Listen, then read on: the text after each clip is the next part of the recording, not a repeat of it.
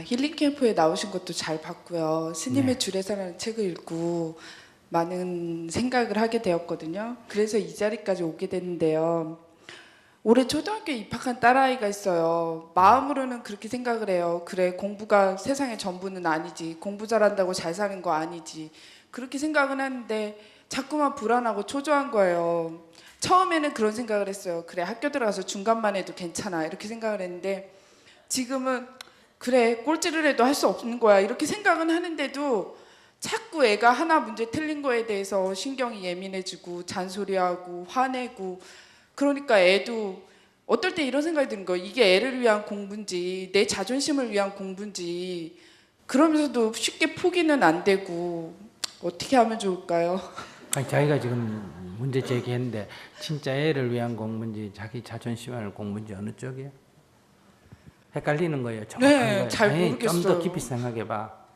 어떻게 보면 그런 것 같아요. 그러니까 엄마들, 제가 그래서 되도록이면 학교 엄마들 안 만나려고는 하는데, 엄마들 만나면 뭐 네 집에는 무슨 상을 받았대더라, 뭐 누구는 뭐 선생님한테 칭찬을 받았더라. 근데 초기에 제일 많이 들은 소리가 누구 엄마야 슬기 친구 뭐 짝꿍이랑 싸워서 오늘 벌 썼다대, 이 소리를 제일 많이 들은 거예요. 그러니까 자꾸 이게 안 들으면, 차라리 내가 모르면 또는 내 딸아이한테 직접 들으면 상관이 없는데 이걸 건너 들으니까 더 기분이 상하고 그렇게 되더라고요. 그러니까 뭐 누굴 때렸다든지 뭐 싸웠다든지 이런 거는 글쎄 우리가 듣고 개선을 해야 되겠지만은, 이렇게 한번 생각해봐. 전국에서 제일 공부 잘하는 1등 하는 애를 30명 딱 뽑아가 한반 편성하면 꽁지 나오나 안 나오나? 나오죠. 그럼 전국에서 꽁지하는 애 모아가 한판 편성하면 1등 나오나 안 나오나? 나오죠. 1등 꽁지는 그래 중요한 거 아니야. 그럼 자기 아이 등수 올라가려면 저 시골로 이사 가면 돼. 시골로 이사 가면 금방 5등 안에 들어가든 1등 하든 그렇게 돼. 그러니까 그 등수라는 게 사실은 아무 의미가 없는 거예요. 그리고 아이들이란 건 틀릴 수가 있어. 근데 자꾸 강박관념을 주면 아는 것도 자꾸 틀려. 너무 긴장하면 우리가 이게 할 말도 못 하잖아. 여기 나왔어도 막 덜덜 떨려가 말이 안 되잖아. 우리 공부할 때 다 시험 쳐서 알잖아요. 긴장하면 아는 것도 어때요? 틀리고 아닌 것을 골라라는데 아닌 것이 눈에 안 보이고 어때요? 맞는 거라고 그래서 금방 1번 보이 맞아 1번 딱 체크해놨는데 그러니까 그냥 확 넘어가 버렸단 말이에요.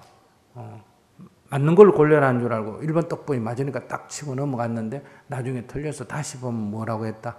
아닌 것을 골라라니까 1번만 맞는 게 아니라 2번도 맞고 3번도 맞는데 4번이 아닌데, 이런 거는 자꾸 긴장할수록 더 이렇게 되는 거야. 그러니까 애가 성적이 나빠가 집에 와가 막 안달을 하고 바보같이 내가 그것도 몰라가 이럴 때 오히려 엄마가 등 두드려주면서 괜찮다 그거 하나 더 맞는다고 인생이 달라지고 덜 맞는다고 인생이 달라지는 거 아니다. 이번에 못하면 다음에 하면 돼. 그래 괜찮아.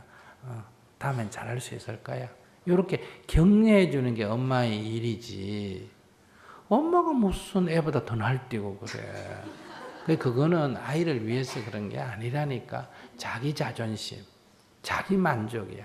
학부형들이 얘기할 때 얘기도 마찬가지야. 아이 때문에가 아니고 자기 자존심 상한다 이거지. 너 집에는 공부 잘한다, 착하다 이런 소리 듣고 싶은 자기 욕구가 성취 안 돼서 그래. 엄마는 자기가 아무리 비난을 받아도 아이를 보호하는 마음을 내야 엄마지. 애가 무슨 강아지도 아니고 무슨 상품도 아니고.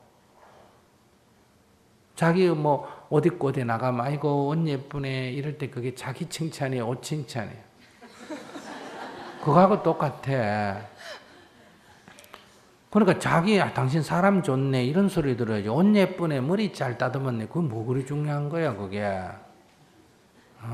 그러니까 그런 헛된 생각 그만하고, 그러면 아이들에게는 엄마가 늘 보호자고 엄마가 신이라야 돼. 세상이 자기를 해쳐도 엄마는 자기를 보호한다.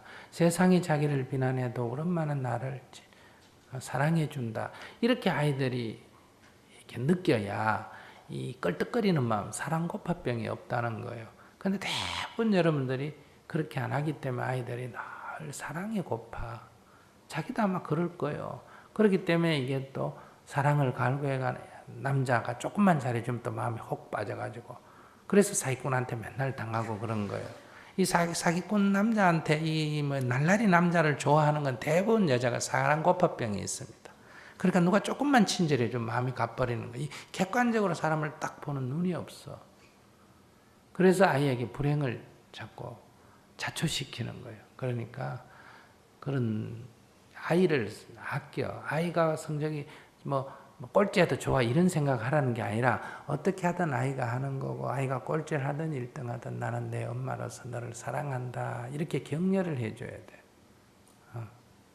그래서 이번에 실패하면 또 다음에 도전하도록 격려해주고 다음에 실패하면 또 격려해서 그 다음에 도전하도록 해주고 그래서 아이들이 좌절하고 절망했다가 엄마의 격려를 받아서 오히려 그래도 나름대로 일어설 수 있도록 등수에 너무 연연하지 말고 선생님이나 이런 사람들이 등수에 연연하지 엄마는 등수에 연연하면 안 돼.